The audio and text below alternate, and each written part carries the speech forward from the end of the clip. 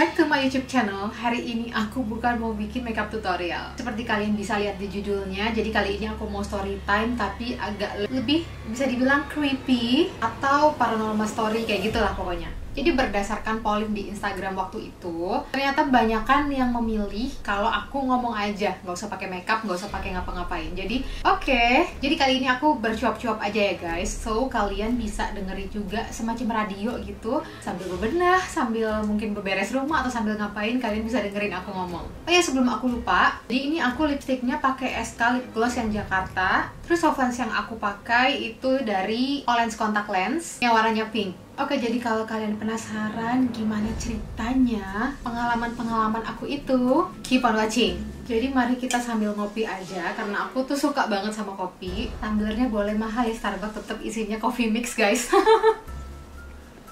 Jadi aku mau cerita soal kejadian-kejadian aneh yang menimpa aku, yang aku merasakan firasat yang kuat. Ini kayaknya waktu aku SD deh, karena sebelum-sebelumnya aku pasti nggak ingat, pasti aku lupa. Tapi yang aku masih ingat banget sampai sekarang, waktu itu aku masih tinggal di Surabaya. Terus aku sama mama aku liburan ke tempatnya keluarga mama aku yang di Jakarta. Di situ aku mimpi aku tenggelam, aku terbawa arus, aku di laut, dan bener-bener seketakutan itu. Karena aku memang nggak bisa renang guys, jadi aku tuh sangat takut tenggelam. Karena emang aku juga pernah tenggelam dan tahu rasanya kayak gimana pas di dalam air dan nggak bisa berenang ke atas gitu. Setelah itu besoknya aku kejatuhan cicak tepat di kepala aku. Dari situ aku langsung bilang ke mamaku, "Ma, ayo kita pulang. Aku takut banget, nggak tahu nih, perasaanku nggak enak banget." Dan di situ mamaku juga was-was karena mamaku itu juga orangnya feelingan, dan aku nih kayaknya dapat keturunan dari mamaku guys. Udah tuh, akhirnya kita yang harusnya di Jakarta lebih lama, tapi gara-gara itu cepat-cepat buru-buru pulang balik ke Surabaya. And you know what? Begitu kita nyampe Surabaya, nggak nyampe 24 jam, om aku meninggal. Which is adiknya my dad. Dan itu bikin aku se-shock itu gitu loh. Langsung aku kayak, berarti firasatku itu benar, berarti kejadian-kejadian yang menimpa aku itu pertanda. Dan di situ pertama kalinya aku inget kalau aku sensitif akan hal-hal yang akan terjadi gitu loh ke depannya. Jadi misalnya mau ada kejadian apa, aku tuh suka kepikiran dulu atau dapat pertanda-pertanda gitu. Kadang melalui mimpi, tapi kadang aku udah ngerasain. Oke, jadi cerita selanjutnya ya, aku itu kan sebenarnya 4 bersaudara. Anak pertamanya mamaku meninggal waktu masih bayi.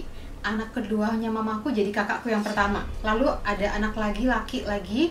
Terus aku ini bungsu dan perempuan satu-satunya di rumah. Jadi ini cowok, cewek. Kakak aku yang ini, yang di atas aku persis, itu meninggal waktu umurnya 23 tahun. Dan ini kejadiannya udah lama. Kejadiannya sekitar 13 tahunan yang lalu. Jadi waktu itu kakak aku itu sudah tinggal di Jakarta. Nih kakak aku dua-duanya sudah bekerja di Jakarta dan aku masih tinggal di Surabaya. Nah, mamaku yang juga tinggal di Jawa Timur itu kangen banget sama almarhum kakak aku ini. Katanya dia itu pengen banget ketemu sama kakak aku yang nomor 2 ini. Karena memang kakakku yang ini itu yang paling baik di antara kita dan yang paling disayang sama kedua orang tua, apalagi mamaku.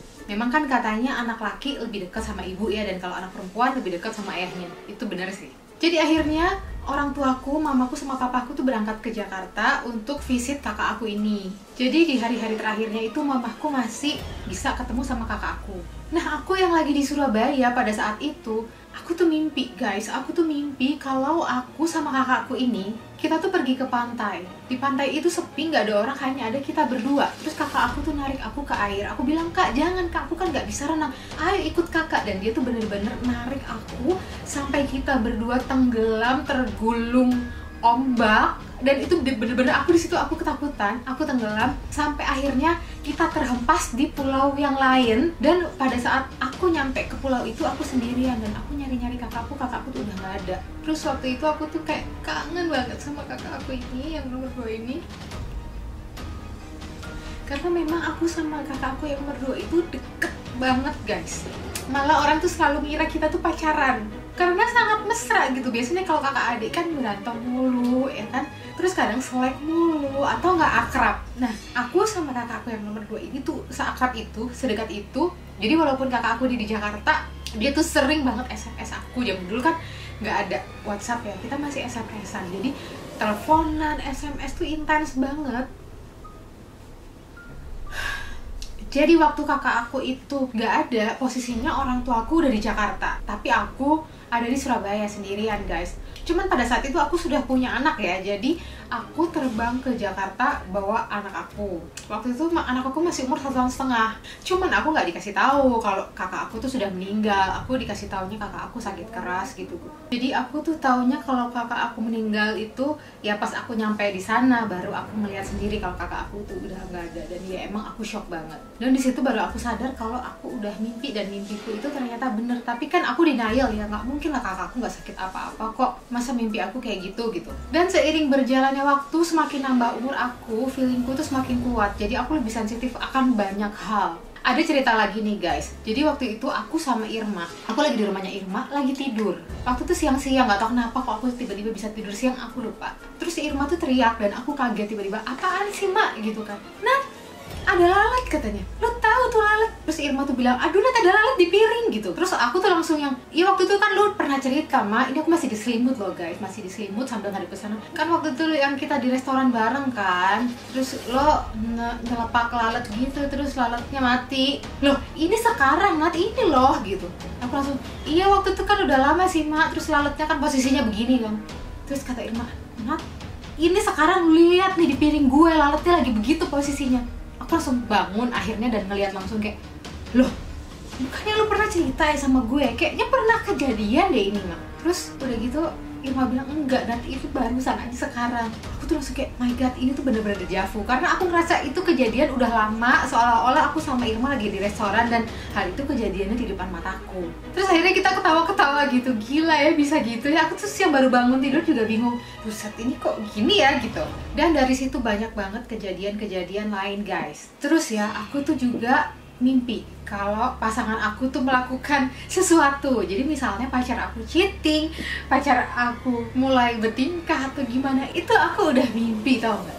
Jadi aku kadang-kadang nanya, mantan kamu ngubungin kamu ya? Terus cowok aku tuh langsung kayak, hah kenapa gitu. Dan itu aku sering banget dapet firasat dari mimpi. Jadi pacar aku tuh udah pasti nggak bisa selingkuh dari aku, karena di mimpi aku tuh jelas banget guys. Jadi aku juga pernah mimpi kalau pasangan aku itu didatangi mantannya, digoda-goda gitulah, biasa mantannya minta balikan. Dan aku tuh langsung telepon ke pacar aku dan bilang, mantan kamu belakangan hubungin gak sih? Terus dia langsung kayak, jawabnya tahu sendiri kan, orang kalau mau bokis kan jawabnya rada gimana gitu. Aku langsung, ayo jawab jujur, atau kalau enggak kita nggak usah ngomong lagi gitu. Dan bener ternyata mantannya dia nelfon curhat sok-sokan, dia lagi putus sama pacarnya yang di sana, jadi nyariin cowokku lagi kayak gitu. Terus ya belum lama ini itu ada kejadian. Jadi aku tuh gosipin temen kita lah, temenku lah sama Irma, mak lo inget nggak temen gue yang ini, cewek ini sekarang mukanya beda ya bla bla bla gitu. Biasalah cewek kan suka gosip. Gibah guys. Dan aku sama temanku ini nggak kontak sekian tahun lamanya. Tiba-tiba dong besoknya, nggak nyampe 24 jam kemudian, cewek itu DM aku nanya kabar guys. Like, oh my god, masa sih? Aku tuh langsung mikir, jangan-jangan dia nyadap WA aku sama Irma ya, kayak, tapi nggak mungkin lah. Jadi tiba-tiba cewek itu yang aku gosipin, yang aku omong-omongin, nanya kabar aku gimana, bla bla bla bla bla bla. Aku langsung kayak, oh my god, ngerti gak sih kalian kalau jadi aku tuh kayak, aduh gitu. Jadi sering banget ada kejadian-kejadian yang bikin aku tuh kadang kayak udah tahu gitu sebelumnya, cuman oke, aku udah ngerti sih dari mimpi aku kayak gitu guys. Nah tapi ada kejadian yang baru-baru ini banget terjadi, dan itu juga bikin aku agak stres. Kalian tahu kan, dengan kejadian ini, dengan musibah pandemik ini, kita tuh pasti super duper stres dengan apa yang terjadi. Secara keuangan iya, secara kita nggak bisa keluar iya, ya kan? Jadi aku tuh susah tidur banget. Nah mamaku itu mimpi yang nggak enak. Mamaku tuh mimpi seolah emang bakal ada keluarga yang mau meninggal gitu. Jadi akhirnya mamaku nelfon kakaknya yang di Manado, nelfon keluarganya yang udah tua-tua, nanya kabar mereka gimana, apakah baik-baik aja. Dan aku pun mimpi hal yang sama. Aku mimpi orang yang udah meninggal itu datang ke mimpi aku, dan aku tahu gitu di mimpiku tuh ini kan sudah meninggal, kenapa ya mereka datang gitu. Dan pas bangun itu aku juga ngerasa kayak, aduh siapa nih yang mau meninggal gitu kan. Tiba-tiba aku mimpi lagi guys, gigi atas aku itu copot. Nggak mungkin mimpi pertanda gitu ya, soalnya itu kan biasanya gigi copot, ini kan veneer, gigi aku ini kan palsu. Ini dalam hatiku nih, aku denial, aku masih denial. Tapi aku nggak mau cerita ke mamaku, cuman aku worried, aku pendem sendiri. Aku makin stres, makin nggak bisa tidur, mikirin siapa abis ini keluarga aku yang bakal meninggal. Terus abis itu nggak lama kemudian aku sama nyokap lagi di depan TV. Kita tuh lagi selonjoran dan kaki kita tuh deketan gitu. Tiba-tiba kejatuhan cicak Guys, cicak lagi. Jadi cicak ini nih ban ke kaki aku, terus aku teriak, aku kayak ngelempar gitu cicaknya, dan cicaknya ke kaki mamaku, dan akhirnya mamaku jerit-jerit, dilempar lagi sama mamaku sampai cicak itu jatuh ke lantai. Terus mamaku langsung ngomong gini, "Her, insya Allah, tapi kalau cicak kan biasanya kalau ada pertanda buruk kan jatuh ke kepala, ini kan nggak ke kepala, ini kan ke kaki," gitu. Dan ternyata besoknya kita dapat telepon, dapat kabar kalau keluarga mamaku ada yang meninggal dunia. Dan itu keluarga dekatnya mamaku. Akhirnya aku langsung kayak, kan bener kan firasatku bener, again and again gitu. Jadi sebenarnya tuh kadang jadi agak beban gitu loh ke aku. Nah, ini ada juga kejadian yang penting banget di hidup aku. Jadi kakak aku yang ini, yang sekarang jadi tinggal berdua sama aku, kakak aku yang gede ini, dia meninggal di tanggal 25 November kemarin. Jadi kakak aku ini memang pernah kena sakit light stroke ringan ya. Jadi kita semua juga worried sama keadaannya dia. Kita semua benar-benar kayak ngejaga dia untuk pengobatan, untuk selalu minum obat supaya dia nggak tekanan darahnya naik dan lain sebagainya. Tapi di hari-hari mendekati kakak aku ini nggak ada, aku tuh udah feeling nggak enak. Aku ngerasa ada something wrong nih sama kakak aku. Padahal kakak aku sama aja kayak biasanya, cuman aku udah ngerasa. Aku ngomong ke mamaku, "Ma, apa kita bawa kakak ke spesialis syaraf aja ya?" Aku ngomong gitu ke mama. "Hari Senin deh kita bawa. Kok aku ngerasa kakak agak beda," aku bilang gitu. Terus mamaku juga punya feeling yang sama. Mamaku bilang, "Ya udah deh, nanti mama yang antar kakak ke dokter kalau kamu sibuk."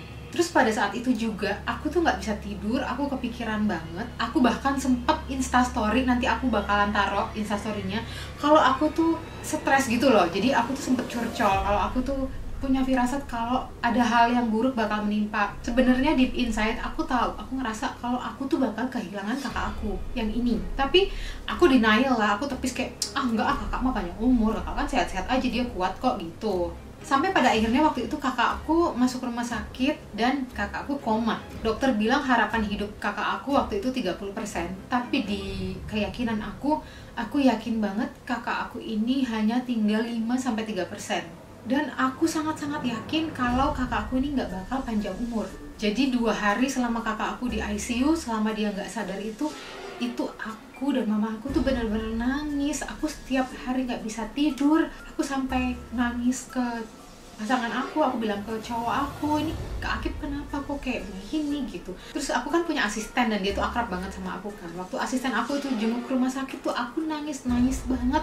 Aku bilang ke dia, "Kakak aku udah nggak ada harapan," gitu. Dan aku ngerasa di hari itu aku tuh bakal kehilangan dia memang. Cuman aku nggak nyangka aja secepat itu, kayak dalam 2 hari, cuma 2 hari di ICU udah nggak ada. Aku tahu kakak aku ini bakal pergi. Jadi aku tuh punya feeling kalau kakak aku ini nggak bakal selamat. Jadi dengan kakak aku yang ini beda sama kakak aku yang tadi ya. Kalau kakak aku yang di atas aku persis, itu kita nggak pernah ribut, kita nggak pernah ada masalah sama sekali. Tapi sama kakak aku yang gede ini, aku tuh sering banget kayak arguing. Kita tuh sering kayak, aku tuh sering sebel sama dia, marah-marah. Tapi kakak aku tuh nggak pernah marah ke aku ya. Aku yang selalu marah-marah ke kakak aku ini. Ya biasa lah, namanya dalam keluarga kan pasti ada aja cekcok gitu ya. Nah, di malam sebelum kakak aku meninggal, beberapa jam sebelum dia meninggal, aku tuh sempat bisikin ke dia. Jadi aku bilang, "Kakak, aku minta maaf." Aku bilang, "Maafin semua kesalahan aku. Aku tuh nggak pernah bermaksud kasar sama kakak. Aku hanya ingin kakak itu sembuh, ingin kakak tuh bangkit, kuat, jadi kayak yang dulu lagi gitu."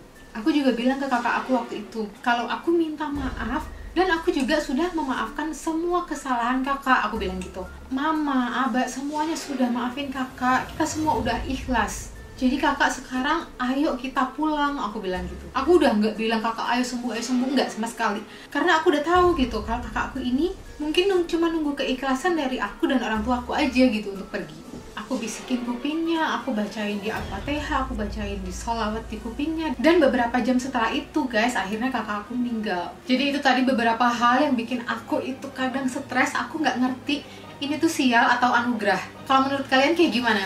Cuman aku selalu ambil positifnya aja. Jadi kayak aku lebih hati-hati, lebih aware. Kalau aku sudah memimpikan sesuatu yang seperti itu, berarti aku udah prepare nih, oh ini bakal ada kejadian seperti ini gitu.